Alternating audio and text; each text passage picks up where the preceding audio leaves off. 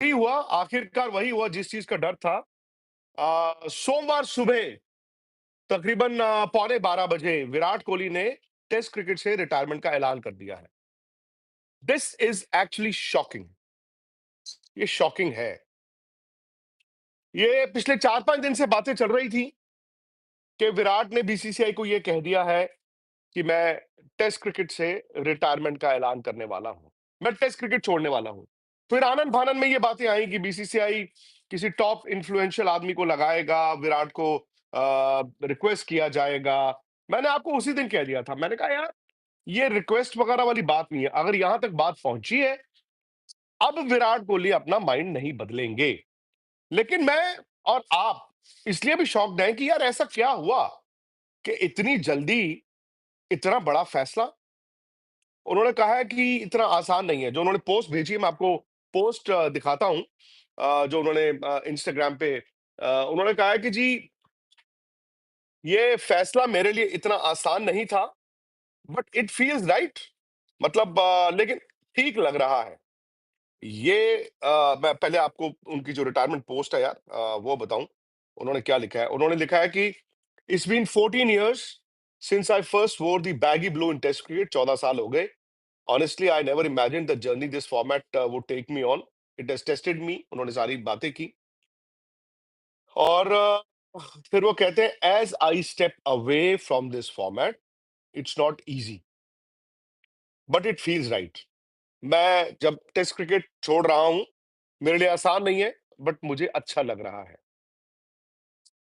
I've given it everything I had, and it's given me back so much more than I could have hoped for.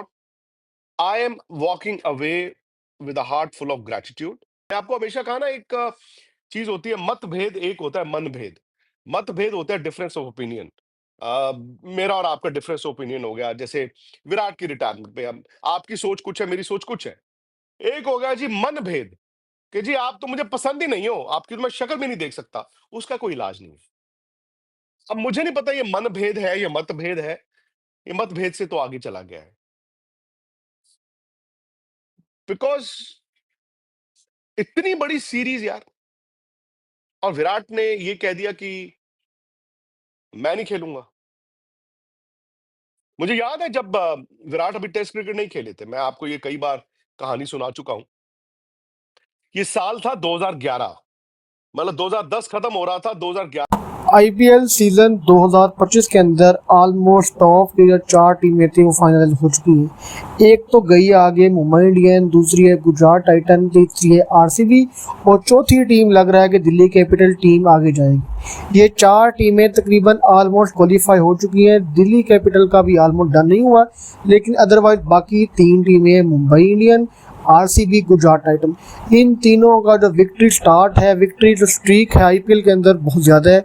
इसकी वजह से ये टीमें बासानी IPL 2025 के top 4 में qualify कर गई है। विक्रांत गुप्ता कहना है कि आईपीएल के अंदर 10 से 11 टीमें हैं, 11 टीमों में से टॉप 4 के अंदर आना और हर टीम को एक एक 2-2 मरतबा हराना, ये बहुत बड़ी बात है। कि अगर कोई टीम टॉप 4 में भी आ जाती है तो यकीनन ये बात बिल्कुल परफेक्ट है कि उसके अंदर कोई ना कोई एबिलिटी तो थी, क्योंकि जिस टीम के अंदर एबिलिटी ना हो तो वो कभी भी 60 टीमों को डबल मैचेस में यानी कि 14 मैचेस में हरा कर टॉप 4 में क्वालिफाई नहीं कर सकती।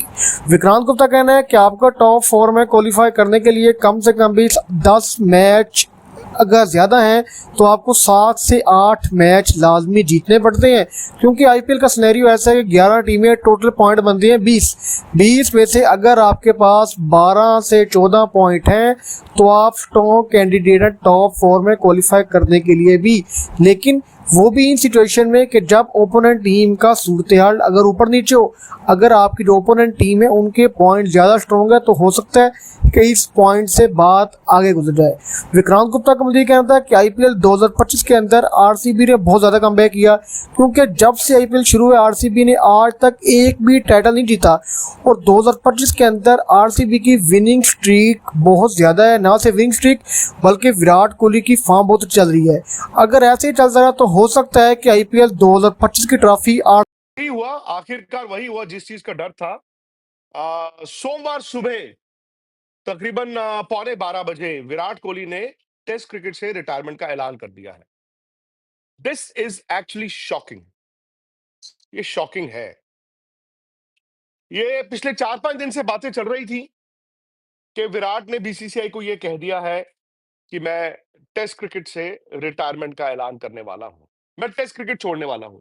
फिर आनंद फानन में ये बातें आई कि बीसीसीआई किसी टॉप इन्फ्लुएंशियल आदमी को लगाएगा, विराट को रिक्वेस्ट किया जाएगा। मैंने आपको उसी दिन कह दिया था, मैंने कहा यार ये रिक्वेस्ट वगैरह वाली बात नहीं है। अगर यहां तक बात पहुंची है, अब विराट कोहली अपना माइंड नहीं बदलेंगे। लेकिन मैं और आप इसलिए भी शॉक्ड हैं कि यार ऐसा क्या हुआ कि इतनी जल्दी इतना बड़ा फैसला। उन्होंने कहा है कि इतना आसान नहीं है। जो उन्होंने पोस्ट भेजी है, मैं आपको पोस्ट दिखाता हूं, जो उन्होंने इंस्टाग्राम पे उन्होंने कहा है कि जी ये फैसला मेरे लिए इतना आसान नहीं था, बट इट फील्स राइट। मतलब लेकिन ठीक लग रहा है। ये मैं पहले आपको उनकी जो रिटायरमेंट पोस्ट है यार, वो बताऊं उन्होंने क्या लिखा है। उन्होंने लिखा है कि it's been 14 years since I first wore the baggy blue in test cricket। 14 साल हो गए। Honestly, I never imagined the journey this format would take me on. It has tested me। उन्होंने सारी बातें की। और फिर वो कहते हैं as I step away from this format, it's not easy but it feels right. मैं जब टेस्ट क्रिकेट छोड़ रहा हूं, मेरे लिए आसान नहीं है, बट मुझे अच्छा लग रहा है। I've given it everything I had, and it's given me back so much more than I could have hoped for। I am walking away with a heart full of gratitude for the game, for the भेद एक होता है मन भेद, मतभेद होता है difference of opinion.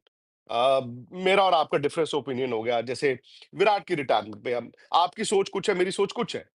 एक हो गया जी मन भेद कि जी आप तो मुझे पसंद ही नहीं हो, आपकी तो मैं शक्ल भी नहीं देख सकता। उसका कोई इलाज नहीं है। अब मुझे नहीं पता ये मनभेद है या मतभेद है। ये मतभेद से तो आगे चला गया है। बिकॉज इतनी बड़ी सीरीज यार, और विराट ने ये कह दिया कि मैं नहीं खेलूंगा। मुझे याद है जब विराट अभी टेस्ट क्रिकेट नहीं खेले थे, मैं आपको ये कई बार कहानी सुना चुका हूं। ये साल था 2011। मतलब 2010 खत्म हो रहा था, 2011 न्यू ईयर्स के आई थिंक 1 या 2 दिन की बात है, केप टाउन साउथ अफ्रीका में। विराट कोहली ना उस वक्त वनडे क्रिकेट के प्लेयर थे, और 1 महीने बाद वर्ल्ड कप भी शुरू होना था। तो टीम लास्ट टेस्ट मैच खेल रही थी इंडिया की केप टाउन में, और वनडे के जो रिप्लेसमेंट्स थे वो आ गए थे, जिसमें विराट भी थे यंग। मुझे याद है हरभजन सिंह के कमरे में, और हरभजन ने उस सीरीज में विकेटें बड़ी ली थी। मैं बैठा था और विराट आए, तो विराट को ने कुछ बात हुई हरभजन से। हरभजन ने कहा यार क्या था, सुन। पंजाबी में उन्होंने कहा सुन, अरे टांगे तोड़